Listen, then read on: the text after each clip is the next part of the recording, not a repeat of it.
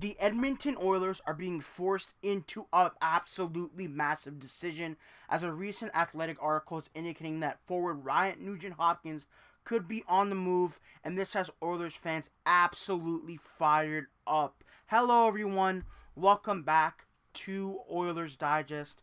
I'm Nikash Ganguli. Hope everyone is having a great day, great time whenever you are watching this. It's summer, the weather is hot, but that does not mean we stop giving you the best Oilers content here on Oilers Digest.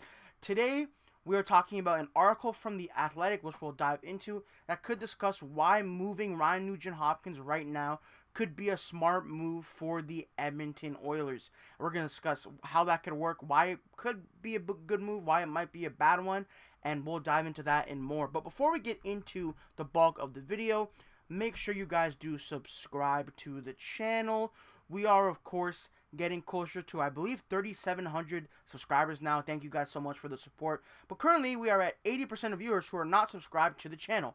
So if you're in that section of viewers who are not subscribed, it's super easy. Just go to the little bottom below the video, hit subscribe, hit that notification bell too if you guys want to know right when our videos come out. And if you want all the Oilers content in the most digestible way fashionable throughout the off season and coming into the next NHL season, subscribe to Oilers Digest, because that is what we bring almost daily, pretty much daily. So with that being said, I've rambled along about all the logistics.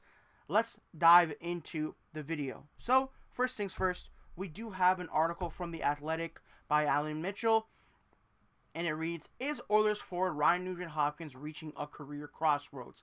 Now this is very interesting because, as we know, Ryan Nugent-Hopkins didn't have the strongest regular season. We will dive into that, of course. He didn't have the greatest, showing, especially coming off a super lucrative contract extension. It was a high amount of term, not a lot of money, but it wasn't too bad in the grand scheme of things. But he did just have an 100-point season. So if we do look at, I'm not gonna obviously read the whole article. If you do want to check it out, you can do that. You can see there's a quote. I think Edmonton went. This is from Elliot Friedman. I think Edmonton went to check with all their guys with no trade clauses. Who would want to move and see how many were willing to go places. Arvidsson said he was, which he went. So obviously Arvidsson went. Nurse apparently he does not want to be traded. And Adam Henrique, surprisingly, maybe surprising to some, also does not want to be traded as well. And someone who also has a full no move clause is Ryan Nugent-Hopkins. So it's not really that far fetched to see if the Oilers would ask him, really put the idea into his head that maybe they could trade him. So I don't think it's that surprising. Ryan Nugent-Hopkins is, an anchor on the Oilers roster. I don't mean anchor in like the most positive way I can say it. He's been on the team for such a long time. I can't even remember he was drafted maybe 2010. It's been a long time. He's been almost 15 years since he was drafted to the team. He's been very solid for them. Been through all eras of Oilers hockey. Ever since like the Yakupovs and the Taylor Halls, the Griffin Reinhardts, they all came through town and all that stuff. So that was certainly interesting for the Edmonton Oilers. And keeping a guy like that around is always fun, just to see, if you can win the cup for a guy that's been through it a lot with the team. Some of the worst years in Edmonton Oilers history, Ryan Nugent-Hopkins stuck through it, and now he's supposed to, contribute to the winning culture that Edmonton has created. They haven't won the Stanley Cup yet, but they have been the closest team 2 years in a row, and there's no reason to expect that they really should drop off coming into next year. Also, Connor McDavid's contract year, which could have a big impact. So I really don't see the reasoning to trade him, but I think they're trying to look at the age curve and his statistical drop off. But the cap is going up. So let's look into his stats now. If we look at his regular season stats, obviously, rookie season 2011-2012, and if you look at the most bottom season, so as you can see in, so it was actually 22-23, I had my years off by one, where he had 104 points. His highest, obviously, is super highest, he hasn't even gone close to that clip before. He did shoot at 18%, which is 7% above his shooting percentage, so he was pretty crazy in that sense. And then you also have the next year, which he had 67 points, which also not too bad for $5.3 million. We'll look at his contract later. That's still solid. But this year he did drop off a lot. He had 2 more goals than the season before, but only 49 points, so 20 less points.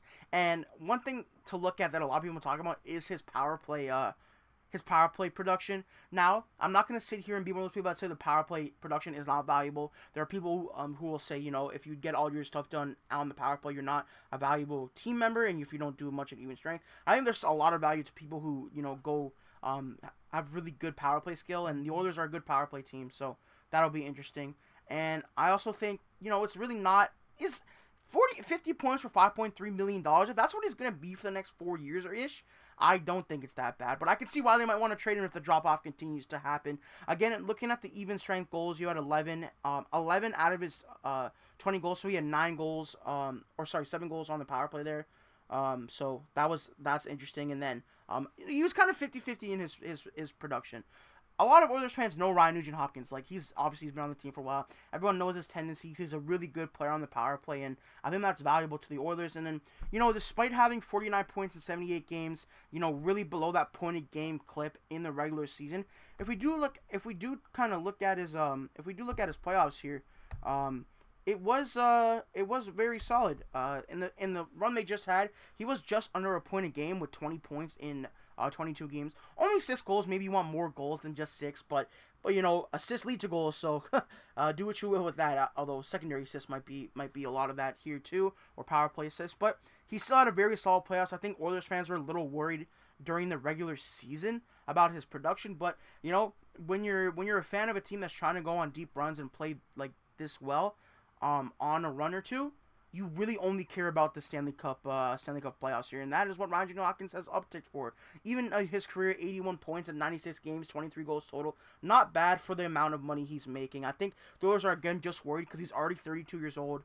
He still has a lot of years left on his contract, and they already seen the production drop off, especially from 104 points to 67 points to, I believe it was just 49 points. So that would be a little bit worrying if I was an Oilers fan, but I think Ryan Nugent-Hopkins is probably still going to be a 50-point player next season, 50, 60-point guy. For $5.3 million in a rising cap, I think you don't really, really mind it, in my opinion. But I could see a reason why the Oilers might take a look at it. I don't know if they'll actually do it. And then if we look at the Oilers' cap structure, this could be another reason. The cap crunch is coming for the Edmonton Oilers. Honestly, it already has. Stan Bowman's done an okay job about moving players in and out and getting some extensions done. Obviously, Kasperi Kapanen was someone that's coming back next year. I don't really personally love that contract. I think he's like a league-man player in my eyes. He had a good playoffs, though.